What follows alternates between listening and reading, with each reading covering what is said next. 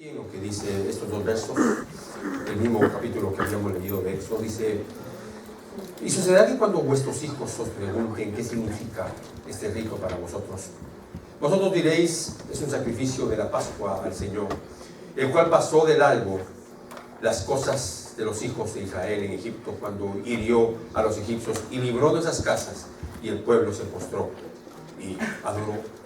Miren cuántas tradiciones en la vida son hermosas, pero nosotros hoy las hemos dejado de hacer, o las hemos dejado de practicar, o sencillamente no las entendemos.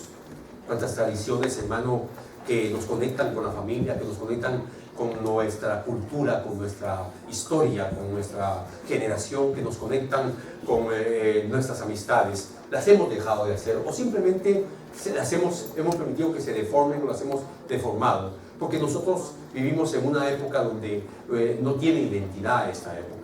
Y nosotros no entendemos la importancia de una tradición, y yo sé que muchas veces la palabra tradición es mal usada y bien usada, porque se puede hacer de las dos maneras dentro de la iglesia. Usted es un tradicional, esa es una tradición, cuando la tradición en ningún momento es algo equivocado. Pero una tradición es tan poderosa, hermano, que mantiene la identidad familiar, mantiene la identidad de una iglesia, mantiene la identidad de una familia, mantiene la identidad de una persona, una tradición.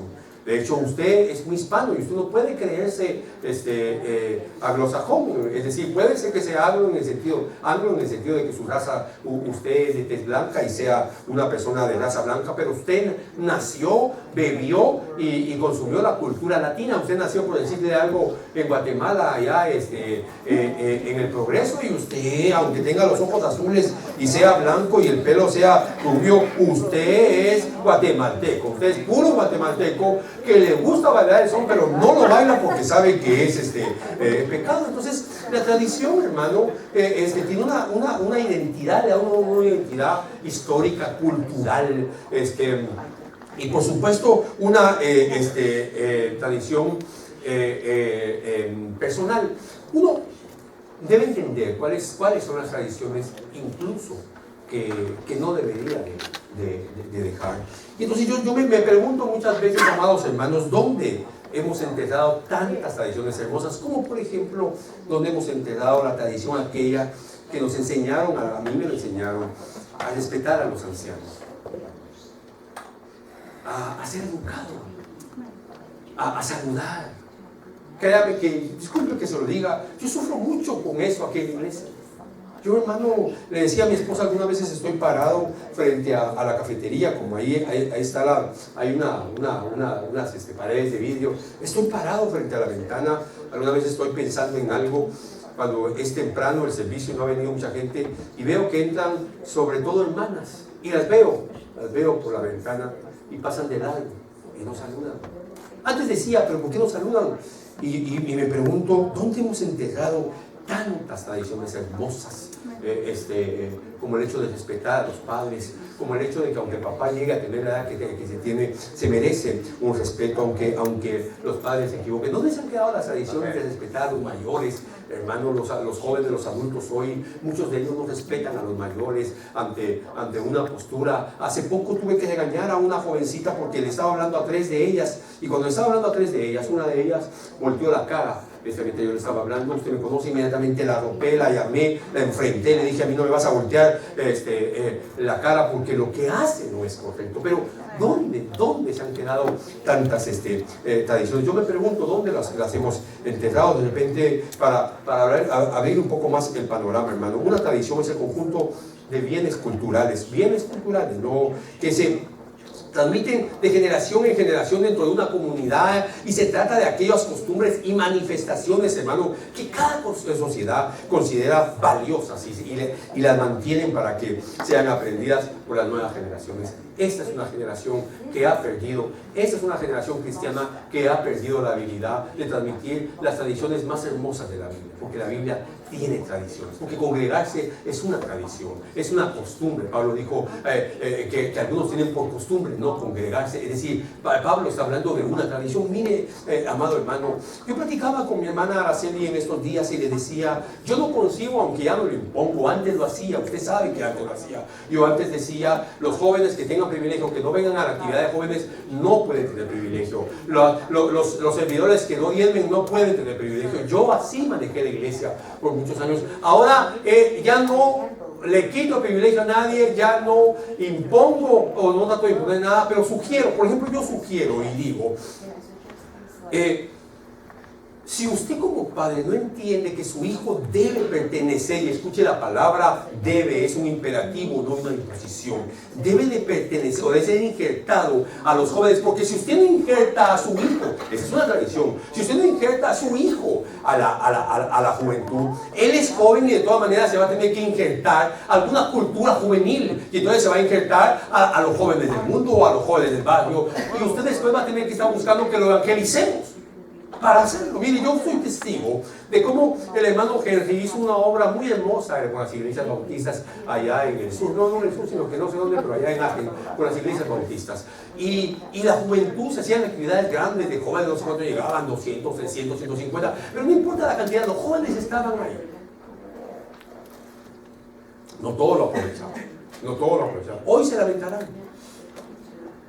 Entonces, usted tiene que entender como padre que no puede, porque no puede ni debe construir otra generación dentro de una generación, porque eso no se puede hacer. Yo veo a muchos padres que intentan construir a su manera, dice como diría la canción, a mi manera, a su manera intentan construir una nueva forma de vivir, cuando no existe una nueva forma de vivir. Existen principios en la Biblia, y siempre los jóvenes van a buscar a los jóvenes, las jovencitas a las jovencitas, los adultos como adultos, y los ancianos como ancianos. Así es, somos homogéneos, que le guste o no le guste.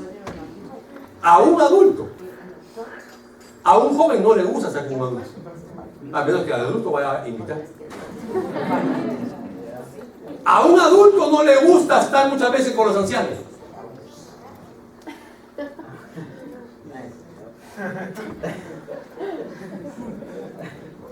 Ahora, a los niños les encanta estar con los jóvenes.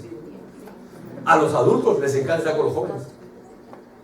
Pero esto es homogéneo. Esto, hermano, ¿por qué? Porque somos seres, así nos hizo Dios, tenemos la identidad, fuimos hechos a imagen y a su semejanza, y Dios es un ser cultural, entiéndalo. Dios no hizo el mundo al hombre porque él necesitara del hombre. Le doy el verso bíblico, y dijo Dios, hagamos, o sea que estaba en sociedad. No necesita. Dios no hizo al hombre porque necesita, al contrario, es el hombre el que necesita a Dios. Así que yo necesito, hermano, que usted entienda esto. Mire, hoy vamos a participar de un sacramento. ¿Qué es un sacramento? Bueno, la palabra sacramento es sacralizar algo, es decir, santificarlo, pero un sacramento es tomar algo ordinario y convertirlo en algo santo. Eso no lo puede hacer cualquiera, pero sí lo puede hacer Dios.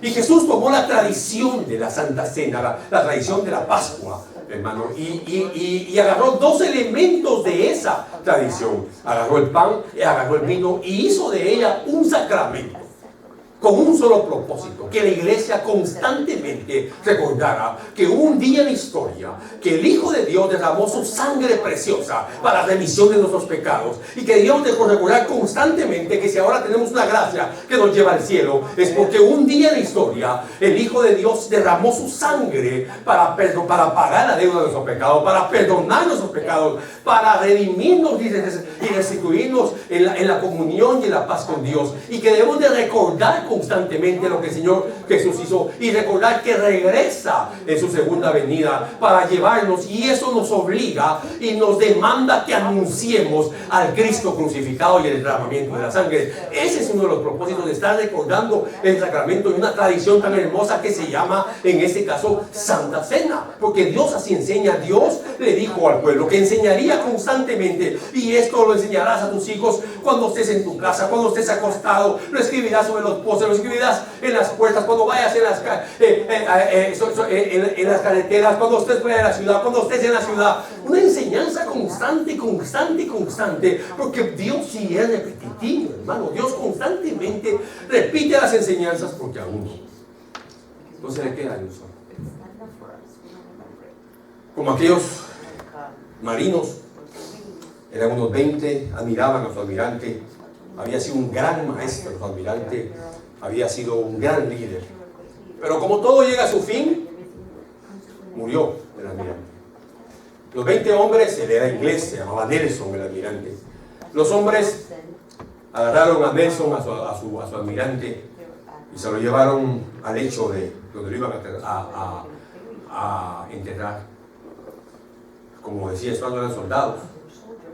Lo bajaron con aquella delicadeza y aquella sincronía, juntos, cargados sobre sus hombros, lo bajaron y lo colocaron en el ataúd. Pusieron una bandera sobre ese ataúd. Hicieron una señal de respeto que hacen los soldados y silencio. De ahí quitaron la bandera, lo enterraron, rompieron la bandera en 20 pedazos y sacrificaron cada pedazo. Y durante el resto de sus vidas recordaban que ese hombre les había enseñado a vivir honradamente, honestamente, a enfrentar los problemas. Entonces, hermano amado, si un hombre puede reconocer a otro hombre por el legado que le dejó, ¿cómo la iglesia no podrá reconocer el legado del Señor Jesucristo, que es haber pagado por nuestros pecados? ¿Si me estoy explicando o no me estoy explicando? Por eso es importante entender, hermano, que en esta situación o en este aspecto y reflexionar sobre esto, sobre la Santa Cena. Y yo quiero, hermano, hablarle a usted básicamente de 4 o 3 cosas. Primero quiero que aprendamos dónde inició la Pascua. Quiero explicarle eso. Luego quiero que abordemos la señal de la sangre, porque había una señal de la sangre. También quiero que entendamos la preparación de comer la Pascua. Y por último quiero que juntos reflexionemos sobre la casa sin levadura que tenía que tener, en este caso, la casa. Por eso yo lo he titulado a esta enseñanza el Génesis de la Cena del Señor, porque Génesis significa principio. Ahora, es importante, hermano, lamentablemente muchas veces tengo que tomar mucho tiempo para estar reparando cosas que se dicen, porque la gente o los ministros han sacado de contexto el único mensaje que hay en cada 3, 4, 10, 15 versos. Hay un mensaje principal para corregir, hay un mensaje exactamente que es lo que la Biblia quiere decir. Entonces, cuando nosotros empezamos a leer en el texto que le he dicho, por ejemplo, el Señor habló a Moisés y a Aarón en la tierra de Egipto, y trataré de ser textualmente en esto. El Señor habló a Moisés y a Aarón en la tierra de Egipto, diciendo: este mes será para vosotros el principio de los meses, será el primer mes del año para vosotros. En hebreo este mes será el Rosh Hashanah. El Rosh, más que principio, se traduce cabeza. Así que aquella ceremonia, aquella tradición iba a iniciar, aquel año, los años iban a iniciar con esa tradición, con lo que había pasado en Egipto, cómo Dios los había librado en la última plaga de la muerte. Amado hermano, el inicio de la historia comenzó con el Señor Jesucristo en la cruz del Calvario. El inicio de su vida no comenzó cuando usted nació, el inicio de su vida comenzó cuando usted nació de nuevo, cuando tuvo un encuentro con el Señor Jesucristo. Y si no lo ha tenido, necesita nacer de nuevo. Porque hay una diferencia abismal entre el religioso y el nacido de nuevo. El religioso practica las liturgias de la religión. El nacido de nuevo busca las cosas de arriba, como la oración, como el congregarse, como el aprender de la palabra, como el servir al Señor. Vamos más profundo, como santificarse, como ser humilde, como ser bondadoso. Hermano, usted se dice cristiano. Y alguien me dice: hermano, ¿no le gustaría participar en la vida de Dios? No, no quiero. Usted es cristiano. Y mí no quiere servir, entonces se lo sugieren. No. Y en la cocina no sé cocinar. Y en la alabanza no me gusta eso. Bueno, participe. ¿En qué quiere participar? En nada. ¿Usted se dice cristiano? ¿Usted es cristiano? Disculpe que se lo diga. ¿Usted es cristiano? Si así contesta, si así vive, no se lo creo. No se lo creo.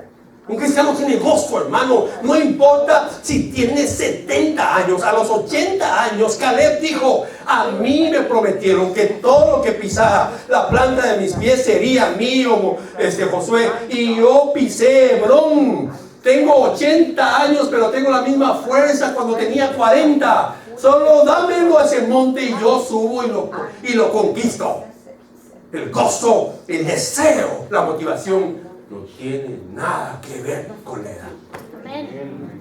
Pero aquí hay gente, hermano, que lo que necesita no es juventud, ni una inyección de motivación, sino a Cristo en su corazón. A Cristo en su corazón. Y usted está pecando cuando se llama cristiano y lo que menos muestra es a un Cristo en su vida. ¿Por qué le digo esto? Tal vez lo que usted necesita es que su vida comience de nuevo, porque por 20 años ha creído que es cristiano, pero nunca ha llegado al Rosh Hashanah. Aquel Israel comenzó de nuevo. Diga conmigo, comenzó de nuevo. Con un Rosh Hashanah, cabeza de año. ¿Cuál iba a ser su cabeza de año? Que habían hecho este rito maravilloso que les enseñaba que un día vendría el Mesías. Pero sigamos avanzando en esto. Este mes será para vosotros el principio de los meses y será el primer mes del año para vosotros. Recuerden que el tema se llama el Génesis de la Cena del Señor. El verso 3 dice: hablad a toda la congregación de Israel diciendo: el día 10 de este mes, cada uno tomará para sí un cordero. Escuchen, según sus casas paternas. Un cordero para cada casa. Mire qué impresionante. Se lo voy a volver a leer. Hablad a toda la congregación de Israel diciendo: el día 10 de este mes, cada uno tomará para sí un cordero. Escuche, cuente por favor. Cuente cuántas veces aparece la palabra casa. Según sus casas paternas. Un cordero para cada casa. Y vuelve a mencionar un cordero, según casa paterna, un cordero para cada casa. Repite de nuevo para la palabra casa más adelante. 2 veces en un solo beso. Entonces la tradición era una cena familiar. El evangelio es familiar. El evangelio se debe vivir primeramente en la casa. Si usted no es cristiano en su casa, usted no es cristiano. Sencillamente. ¿Me explico? ¿Cómo vive en su casa? ¿Cómo vive? No, yo sé que nos equivocamos todos. Pero es que cuando yo lo veo aquí en la iglesia, usted realmente parece un ángel. Tiene alas, una sonrisa hermosa, una actitud de ángel cuando está escuchando la palabra. Se ríe a cada rato. ¿Será así en su casa usted? Que cuando el esposo le dice: ¿me pone un café? ¿Hacete los vos y crees que soy tu sirviente o qué?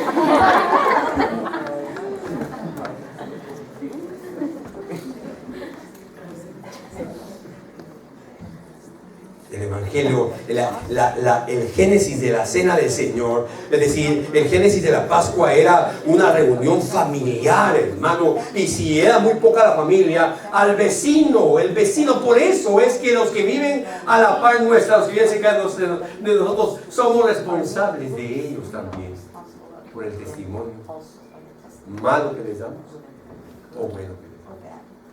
Amén.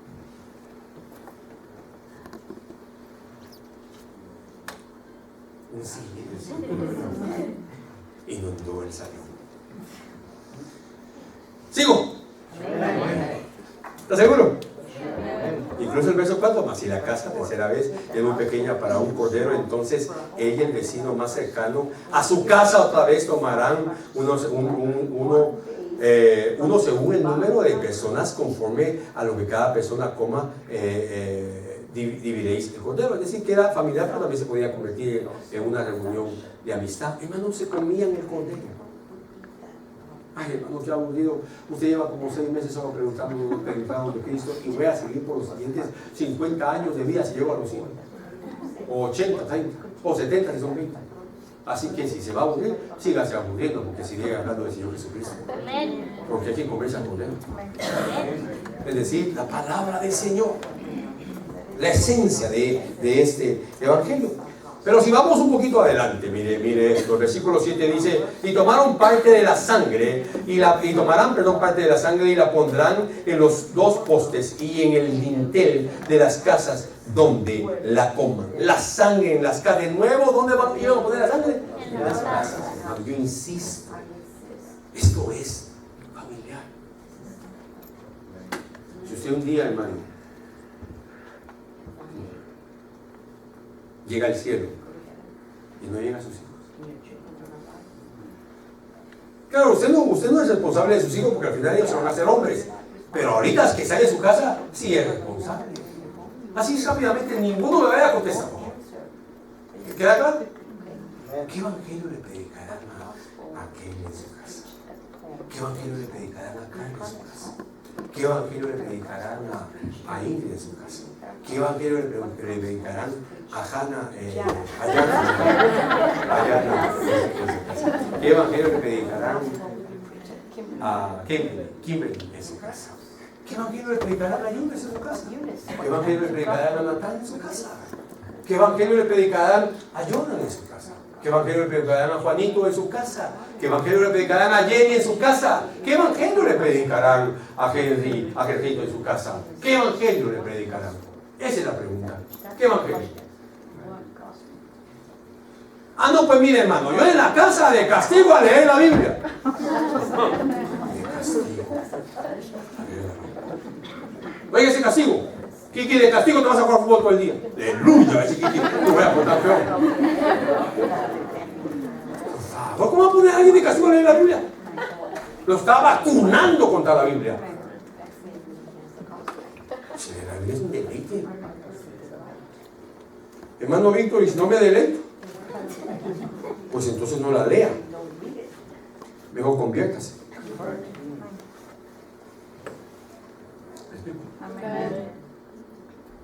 Así que pondrán sangre sobre las casas. La sangre es la señal del nuevo pacto. Jesús tomó la copa y dijo, esta copa, convirtiendo, es mi sangre que por vosotros es derramada. Es la señal del pacto, es la señal del pacto. Venía la primera vez que enseñó Dios esto, fue aquí para mostrarles que un día, por eso Juan, las palabras de Juan, he ahí el verdadero cordero que quita el pecado del mundo. Hermano, ¿por qué nosotros si nos deleitamos con las cosas del mundo? Usted se deleitó con las cosas del mundo, ¿verdad que sí? No me va a decir que no. ¿A cuánto les gustó bailar aquí? ¿Cuántos bailaron eso? ¿Recuerdan?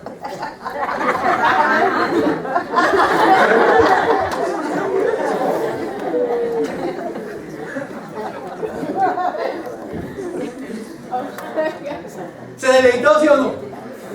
Y aunque no sabía, se movía como robot, hermano. Todo oxidado, pero sí.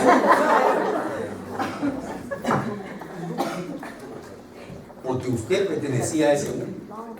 Eso es cristiano.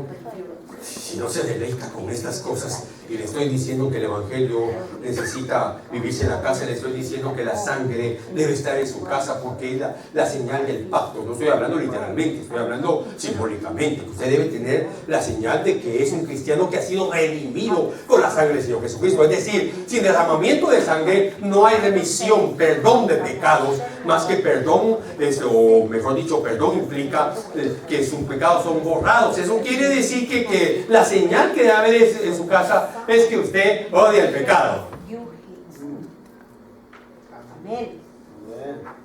¿Sabe que a veces no? Dice uno. Lo que pasa es que, hermano, uno es humano y se enoja uno, y de vez en cuando le sale una basura en el y de vez en cuando tengo que hacer una cascadita de limón, y de vez en cuando le sale a uno una palabrita.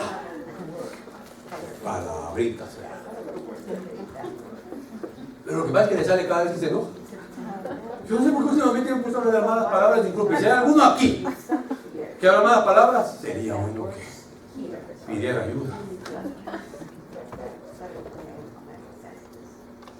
Pero hay hay señal en su casa, está la sangre en su casa de que usted es un cristiano, pero un cristiano, hermano. Hay una señal en su casa.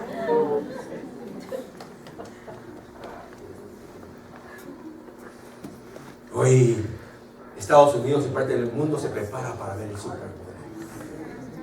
Hasta las iglesias. Ayer fui con mi esposa a Target a comprar un par de cositas, minerales por ahí. ¿Qué pasa? Entonces me recordé que el Super Bowl, la gente va a comprar sus snacks para hoy, no sé qué, estar sentado viendo. ¿A quién? A los Broncos, ¿contra quién? Contra los Cowboys.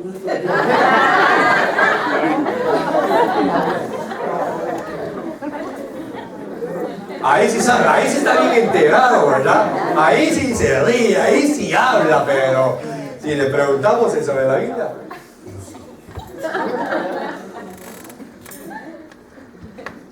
La sangre del Cordero, escuche esto, hermano, escuche esto. Tomarán parte de la sangre y la pondrán en los dos postes y en el dintel de las casas donde lo coman. Hay en su casa señal del pacto. ¿Tiene su hogar una señal del pacto? No, escuche esto. Es una pregunta. Hermanos amados, varones, casados y contentos. Levanten la mano los que están contentos, felizmente casados. Gloria a Dios. Yo también. Pero, ¿y usted hace feliz? Yo soy feliz en mi casa, hermano.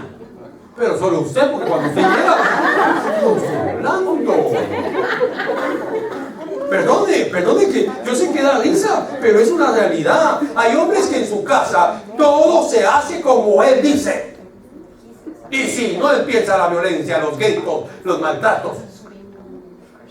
Pero él es feliz y él es feliz. Pero la esposa y los hijos no. Usted necesita convertirse, hermano. Empatemos el partido.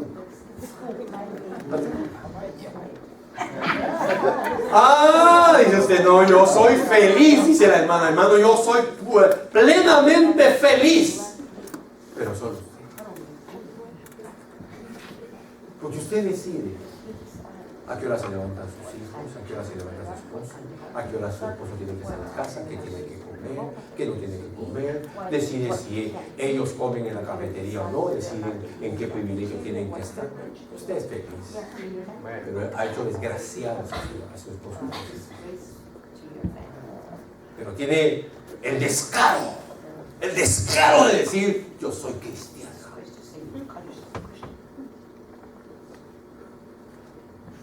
¿Se da cuenta que en medio de la risa de México? El guadañazo. Pero es cierto lo que nos estoy diciendo, ¿sí o no? Por eso hay sangre en su casa. Hay sangre. La sangre de un cordero liberó a cada casa de Israel. Por favor, entienda esto. Pero si cada casa... Pero si había alguna casa en Israel que no tenía señal de la sangre, iba a entrar el destructor y iba a matar a la gente. La diferencia entre la vida y la muerte en ese momento era la sangre de un cordero. La diferencia entre la vida y la muerte hoy es la sangre de un cordero. Hay sangre en tu casa. Y el hermano Víctor, la Santa Cena, ¿qué tan importante es? No es más importante que la Biblia. No es más importante que santificarse, pero es una hermosa tradición que Jesús la tomó y la convirtió en un sacramento. Los únicos dos sacramentos de la Biblia es la Santa Cena y el bautismo en agua. No entienden. Entonces, cuando usted se acerca a la Santa Cena, como se va a acercar hoy, cuando nuestro hermano Tito no la ministre, usted y yo hemos de recordar eso que les estoy diciendo. ¿Cómo está su familia? ¿Está el Evangelio del Señor Jesucristo en su casa? ¿Hay señal de la sangre? Puede ser que usted esté aquí y tenga problemas con su esposo, con su esposa, ellos no llegan a la iglesia, algunos de sus hijos. Hermano, no vaya y regáñelos. Vaya y ponga señal de sangre en su casa. ¿Cómo? Hínquese. Y todos los días dígale: Señor, no sé qué pecados cometió mi esposo hoy, Señor. Porque hay esposas, hermano, que en vez de ser cristianas, son detectives del FBI. Y como su esposo como su esposo no es cristiano, llegan y le dan ese cesura y empiezan a ver: ¿quién es esa? ¿Quién es esa? Hermana, usted no puede hacer nada para convertirlo. Se casó con él, tiene dos cosas: si la está engañando, o lo deja, o perdónelo y suplíquele al Señor todos los días por él, porque Dios es poderoso para salvarlo y Dios tiene una promesa para la salvación de su casa. Pero cambie su actitud hacia la situación que está viviendo. Pero no soporto, hermano, verlo así. Entonces deja. Pero ¿qué quiere la Biblia? ¿Qué quiere usted que sea la mujer? Sanar su hogar, salvar a su esposo. No viceversa, porque puede ser también al contrario, sobre todo con las estadísticas que hoy dan. Las estadísticas dicen que hoy por hoy el 75% de las mujeres son infieles y el 25% de los hombres son infieles. Pero pues no se asuste, solo cuídese.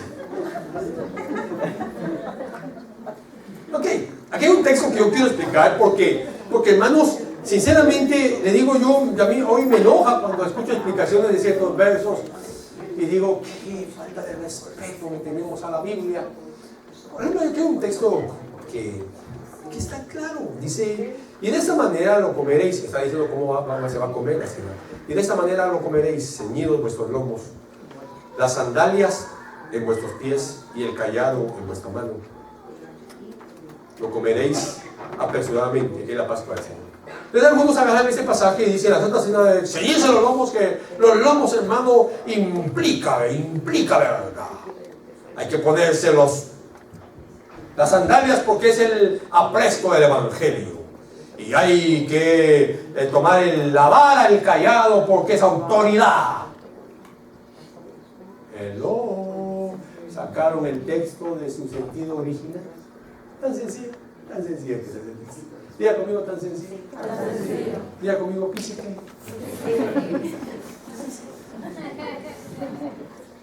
¿Qué sucede? Es que normalmente la gente dentro de las casas se mantenía descalzo.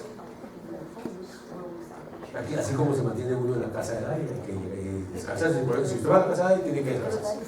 Así que llevan las sillas como se mantienen descalzos. Y entonces, cuando ellos iban a viajar, escuche eso, cuando la gente iba a viajar, los hombres se subían la túnica, se la ceñían en el cinto, se ponían sus sandalias para viajar y agarraban el cayado. Entonces, ¿qué les estaba diciendo Dios? Coman listos para viajar. Cuando usted participa de la cena del Señor, debe recordar su cuerpo. ¿Y su qué? O sea, de que debe estar listo para viajar de esta tierra a la otra. Pero es que, hermano, que es tan sencillo. No, pero es que mire que el cinto. ¿Usted cree que el Señor Jesús yo estaba pensando en eso? Listos para viajar. ¿Está usted listo hoy para partir ante la presencia del Señor? No es listo para morir. Para morirse pues ni listo está. Si yo fuera, hermano, el arrebatamiento, ¿usted se va o se queda? Voy a quitar la palabra. ¿Lo arrebatan o no lo arrebatan? Ay, aunque sea, hermano, del ruedo de sus zapatos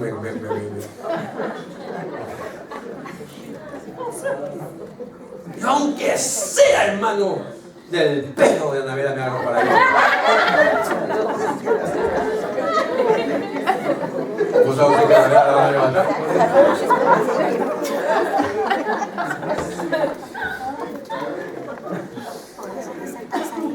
¿Sí me estoy explicando? O sea, este es el génesis de la Santa Cena. ¿Cómo comenzó todo? ¿Cómo? Mira, hermano, exactamente cómo comenzó. Lo voy a leer por eso, escuche eso. Porque esa noche pasaré por la tierra de Egipto. Por eso se llama Pascua. En hebreo es Pesach, que es pasar más allá. Por eso esa noche pasaré por la tierra de Egipto y heriré todo primogénito de la tierra de Egipto, tanto de hombre como de animal, y ejecutaré juicios contra todos los dioses de Egipto, yo el Señor. Mire que esto es, hermano, impresionante. La señal de la sangre en las casas sirvió para que la muerte no llegara a la casa. Si en su casa hay muerte, es porque usted no tiene señal de sangre, es decir, de un nuevo padre, porque tiene religión. Algunos porque somos evangélicos, y el evangélico a nadie salva. ¿O vos te vas a salvar por ser evangélico? ¿Vos te vas a salvar por ser evangélico? Hermano Edwin, ¿usted por qué se va a salvar? Porque ha conocido al Señor Jesucristo como su Salvador. ¿Por qué se va a decirlo? Porque soy evangélico, hermano, y voy a la iglesia Osana. Usted no se va a salvar por eso. A veces se me olvida y digo, ya no voy a hacer nada de esos movimientos, porque me dice un día mi hermana, bueno, ¿y no sé de qué estamos hablando? Creo que me dijo, y si se muere, ¿quién nos baila en el púlpito? Imagínense la locura.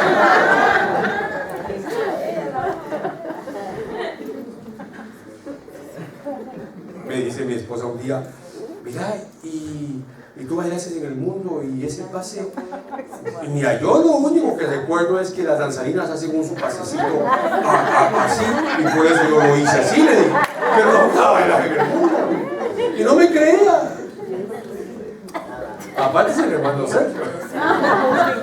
No me creía, yo siempre dedicaba ahí calma se quiere y se empieza a mover y empieza a decirme cómo hay que hacerlo, ¿verdad? Hermano, regrese aquí conmigo. ¿Qué hay en su casa? ¿Hay muerte? ¿O hay vida? Sinceramente se lo digo con todo mi corazón.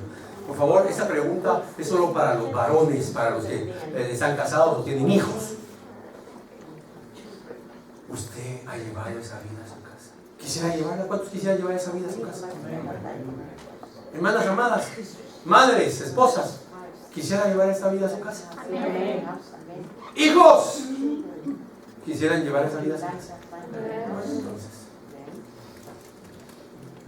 mira lo que está diciendo ese texto 12, porque esta noche pasaré por la tierra de Egipto y heriré a todo primogénito en la tierra de Egipto. Herir al primogénito era matar el legado. Muchas veces entendemos el primogénito como el primero, sí, claro, pero el primero, hermano, el primogénito no era solo ser el primero. Para empezar, si nacía una mujer, digamos en mi caso, si hubiéramos nacido en Israel, no, mis hermanas y yo el primogénito sería yo, no mi hermana Sandra, porque a la mujer no se le tomaba en cuenta como la primogénito. Pero bueno, dijimos una vez, aquí sí es ella la primogénito. Entonces, por ejemplo, en este caso, matar al primogénito era matar, escuchen, cuando el padre moría, autoridad, y la mitad de la herencia le quedaba al primogénito. La otra mitad se repartía entre los 7, 8, 10, 12 hermanos. Y la mamá quedaba la despensa del primogénito. O sea, ¿qué lo manejaba? Todo. Entonces, matar al primogénito era matar el legado. Pero la pregunta es, ¿hay vida en su casa? ¿O hay muerte? ¿Por qué pasó todo eso? Porque Dios trajo vida. La Pascua trajo liberación al pueblo de Israel. Lo hizo, pasó en la última, o se instauró, mejor dicho, en la última plaga. Y Dios, ¿qué hizo en esa plaga? Trajo vida, guardó, mejor dicho, la vida de cada hogar que tenía sangre. Señal del pacto. Si usted es cristiano, tiene que tener señal del pacto. ¿Cuánto tiempo llevo? 40. Ya salió la grabación. Entonces, mire, por ejemplo. Gracias. Escuche esto. 7 días comeréis panes sin levadura. Además, desde el primer día quitaréis toda levadura de vuestras casas, porque cualquiera que coma algo leudado desde el primer día hasta el 7º, esa persona será cortada de Israel. ¿Sabe qué hacía Israel? Incluso tienen un juego. las casas cada vez que viene la Pascua. Y el juego es que, para que los niños, miren qué interesante, un día antes de la Pascua, o unas horas antes de la Pascua, ellos a propósito tiran cosas, pedazos tiran cosas, basura, pedazos de pan con levadura. Y entonces mandan a los niños a buscar para limpiar la casa de la levadura. Entonces lo que estaba diciendo Dios cuando habla de aquí que saquen toda la levadura, es que cuando hay pecado en casa hay que sacar. ¿Amén? Hay que sacar. La televisión mete a la casa pecado. ¿Está de acuerdo conmigo? La televisión, ya ni los anuncios son saludables, hermano. Yo vuelvo a la calle, la semana se enojan conmigo, se jalan las orejas, se jalan el pelo, pero las novelas que usted mira son tan contaminantes que los besos de las parejas hoy es lo que en mi época, cuando yo era jovencito, se llamaba adultos 1. Es que allá donde yo vivía, no sé si en El Salvador o Honduras era adultos 1, adultos 2 y adultos 3. Ya si uno iba a ver adultos 3 era totalmente adultos 3. Y adultos 1 era así que se estaban besando, se quitaban la ropa, de repente se le veía a la mujer en la espalda sin ropa, y no voy a contar nada más porque eso no edifica. Pero hoy las novelas son adultos 1.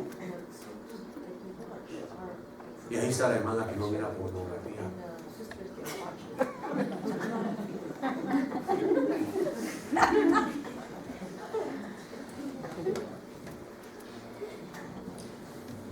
Me va a ayudar, porque yo se lo voy a decir a usted. Saque el pecado de su casa.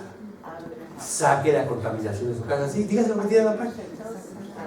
Dígaselo, saque el pecado de tu casa. Saque el pecado de tu casa. El pecado debe ser echado fuera. Hermano, sí, controle lo que sus hijos miran.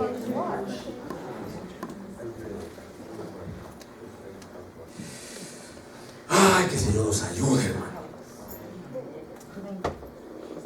Cuando tus hijos te pregunten, les responderás: este sacrificio es la Pascua del Señor, que en Egipto pasó de largo por la casa de los israelitas y dio de muerte a los egipcios, pero a nuestras familias les salvó. O sea que ellos les dijeron que el Señor les está enseñando, harán una vez al año esta Pascua para recordarles a sus hijos que un día que Dios obró un milagro maravilloso de vida. La iglesia ha dejado de enseñarle a sus hijos, los creyentes han dejado de enseñarle a sus hijos el milagro maravilloso de la vida, para que lo aprendan a identificar. Hoy traemos, hermano, un invitado especial que viene desde la Patagonia. El tema: las incursiones celestiales desde el Holanda. ¡Wow! Y habla de las incursiones desde el Holanda, y lo que no está en la Biblia se inventa, lo saca el Midrash, lo saca de tantos libros que hay, del Zohar, y se prepara el ministro y trae tantas cosas. Y la gente, ¡wow! Hermano, así de profundidad. Y usted solo de Jesús no sabe.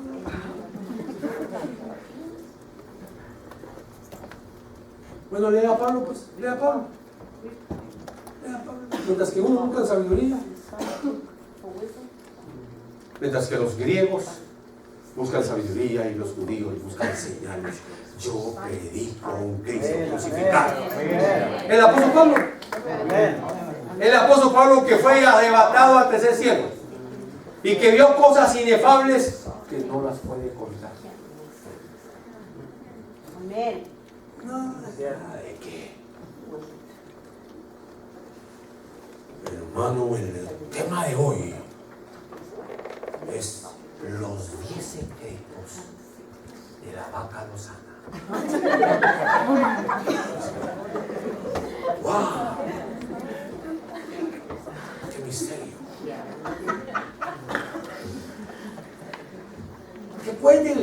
Recuérdele a su hijo, hermano, hermano se equivocó, siente a su hijo y dígale, Yanita, me equivoqué, te regañé, me enojé, perdóname, por favor, perdóname, me enojé. Usted se equivocó, pero Yanita va a crecer y un día va a ser mamá y se va a equivocar con su hija o con su hijo. Y de repente un día, Dios no lo quiera, pero el papá o la mamá se enoja y ¡ra! Le pone la cara al hijo. Pues, ojo, si lo ha hecho, arrepiéntase, eso nunca se debe hacer. Aclaro eso. Nunca se debe hacer. Pero si lo ha hecho, humíllese, pero humíllese. Pida perdón y si es posible, con lágrimas en sus ojos. Hace muchos años, hermano, muchos años, hasta vergüenza me da contarlo, pero ya que estamos iniciando nosotros. Me recuerdo que había regañado a Yunes muy fuerte. Claro, no le pegué en la cara, no le metí una patada, no la agarré del pelo, pero la había regañado muy fuerte. Y entonces, porque la había regañado en público. Estaba chiquita, no sé, 6 años. 5 años, 6 años. Y como a las 12 de la noche me había dormido, me despertó el Señor. Yo me pongo a despertar. Y escuché aquellas palabras. Yo jamás te humillo ante el público. ¿Por qué humillas a tu hija? Levántate. Bueno, eso yo lo interpreté. Pídeme. Me recuerdo que me levanté, desperté a Glenda y me dijo, sí. ¿Qué me era así? Sí. Lo humillaste. Es más, ahí está la niña, me dijo, la dejé. Está dormida, pero estaba bien. ¿Visto cuando el niño se duerme? Hermano, me levanté, tal vez ni me oyó, la abracé, estaba así, dije, de repente, perdóname, me equivoqué, perdóname. ¿Sabes que los hijos no dicen mucho? Me abrazó. Quedó profundamente. No se pudo dormir, profe.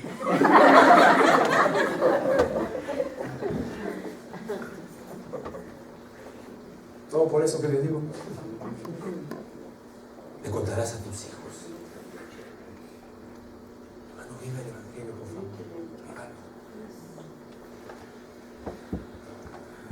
Leo el texto, les responderás: este sacrificio de la Pascua del Señor, que en Egipto pasó de largo por las casas israelitas y dio de muerte a los egipcios, pero a nuestras familias les salvó la vida. Al oír esto, los israelitas se inclinaron y adoraron al Señor. ¿Qué hay en su casa?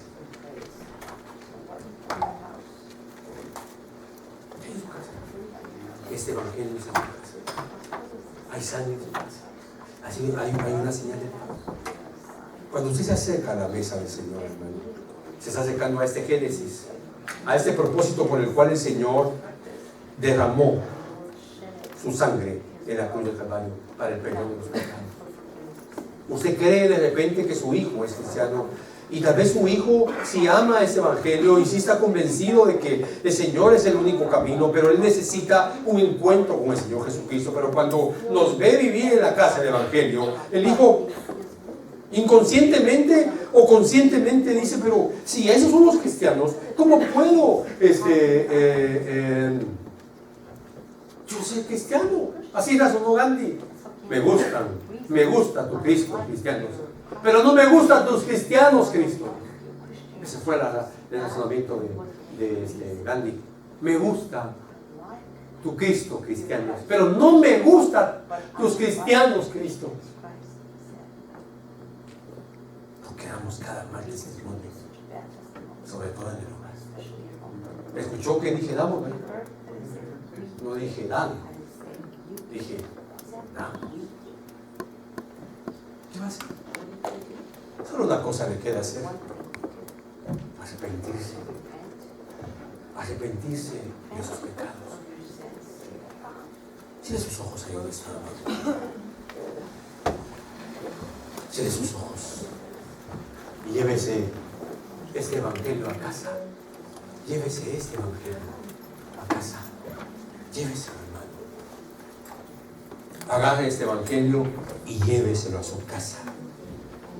Y permita que Dios haga la obra que siempre ha querido hacer en usted. Permítase.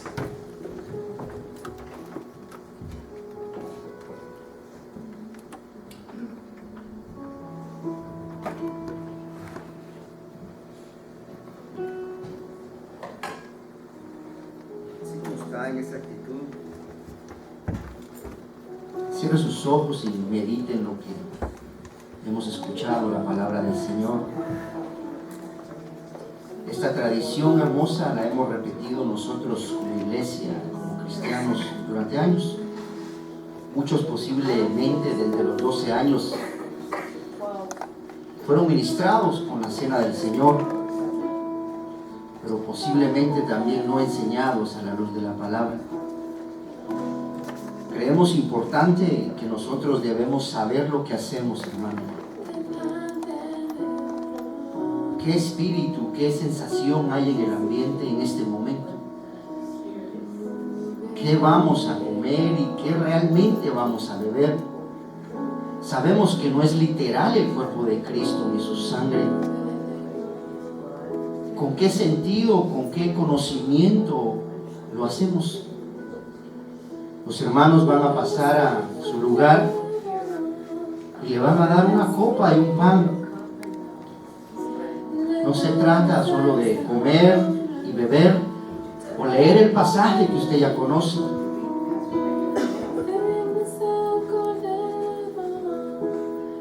Oiga lo que dice la Biblia. Así como está, preste atención, porque es el sentido de lo que usted tiene en su mano en este momento. Sabe que Jesús murió en la cruz del Calvario y antes de morir, Él sacramentó, como aprendimos hoy, la Pascua. Era una fiesta judía que hasta esa fecha se seguía celebrando. Pero Jesucristo a aquellos 12 les reveló la verdadera cena pascual. En todas las casas se estaba comiendo un cordero y se estaba bebiendo vino. Pero estos 12 estaban recibiendo la revelación por medio de Jesucristo. Iban a comer el cordero de vida, la sangre de Cristo y su cuerpo representado en una copa y en un pedazo de pan. Pero lo impresionante es lo que dice el libro de Corintios. Preste atención al pasaje porque es lo que usted va a hacer antes de beber la copa y antes de comer el pan. Es el examen que usted mismo se va a hacer delante de Dios. Si no, simplemente se comerá un pedazo de pan y beberá un poco de vino. Y seremos religiosos o cristianos como nos han enseñado. Pero si usted presta atención a lo que tiene en su mano y lo que el apóstol Pablo estaba haciendo en ese momento, usted podrá tener la paz del Señor en su corazón cuando escuche este pasaje. El apóstol Pablo dice: porque yo recibí del Señor